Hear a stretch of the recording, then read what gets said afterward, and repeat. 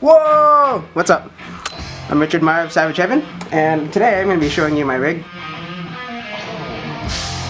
Well, for me, I think what I'm going to start with for this one is my very first electric. The Stratocaster copy, I like to call it Target guitar, because I'd see it advertised at Target in one of the starter packs.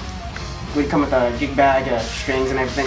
I had a stock of 3 single coils, but I took out the bridge one and put in a humbucker to Seymour Duncan Hot Rails. I put locking tuners on this thing. It had just stock regular ones, and I liked these because it made changing strings a lot easier. And I have electrical tape all around here, and actually on most of my guitars. I haven't put on this one yet, because when I'm up on stage and I'm playing, I start sweating. Sweat gets on the guitar. I want to protect the electronics so it won't get into the pickup cavity there. So this is really my screw around guitar, but I would definitely use this live.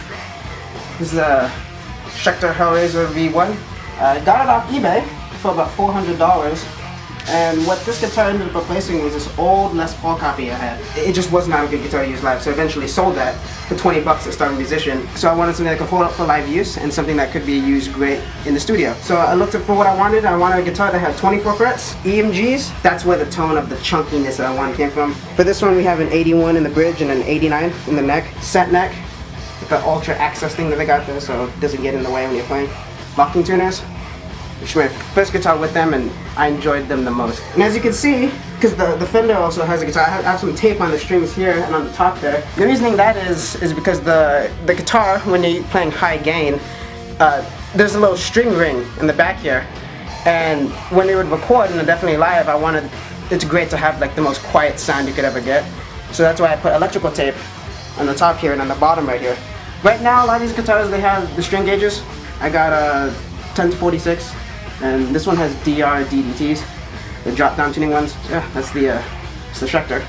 In white, it's great. It's not the typical black guitar. The most recent one I just picked up right here, the J Tercer Les Paul. I believe it's the JD220 or the JD220T. I used to have a Jackson Randy Rhodes for 5 years after I got the Starcaster and the other cheap Les Paul, but I couldn't drop down the tunings because we used 2 different tunings when we play, so I'd have to bring 2 guitars each time, and for the current shows, bringing 1 guitar is perfectly enough. The tone of it is great, because here we got the EMG 81 and a 60 in the neck.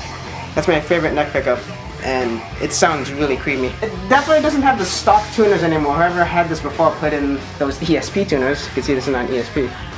It's made out of mahogany body, mahogany neck. Schecter is also the same way.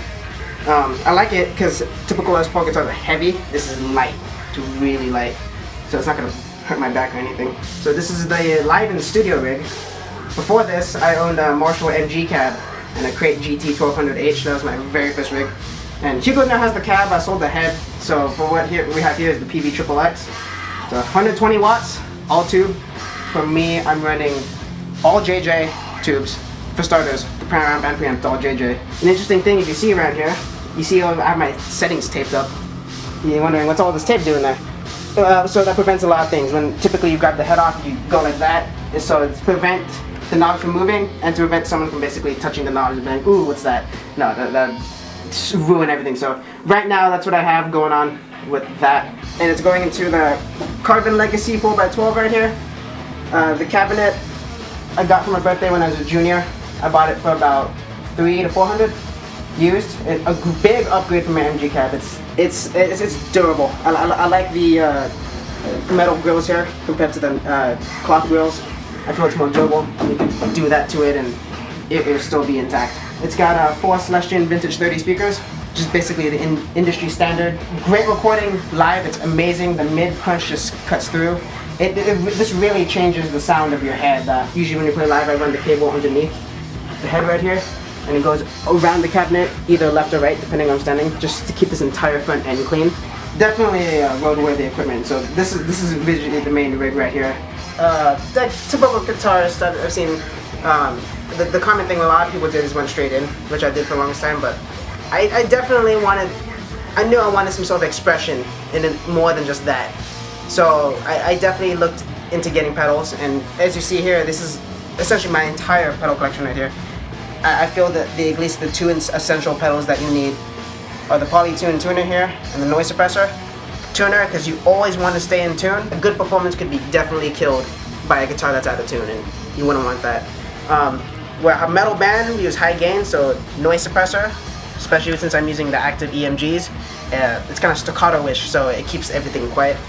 The wah pedal here, it's a Jimi Hendrix Dunlop special wah. That pedal it's that wah sound. It's the essential wah sound, and I always run that. If anything, those are the 3 pedals I always got to go on stage with. And then what we got right here is actually just a new addition. It's just the foot switch for the PV. Since I bought the PVUs, it didn't come with one, and I got it for my birthday, so it helps. One of the next important pedals, right here, the Ibanez TS9 Tube Screamer, also the industry standard for a lot of metal artists. They use the PV5150 or Mesa. They like to boost the front end of their amp. This is it right here. I used it before I got the foot switch. This is what I used to kick on for my solos. But since I have the foot switch, this is now out of my chain. And that's essentially it. But yeah, mainly what's on this board is the live rig. That's essentially what I got going on. And by the time this video comes out, I believe this would be before the show's coming out. So we're playing at the DNA Lounge in August 24th, Rock Shop July 11th. And we're going out to Burt Ramen August 8th in Richmond. So, I'm Richard again, and catch you later.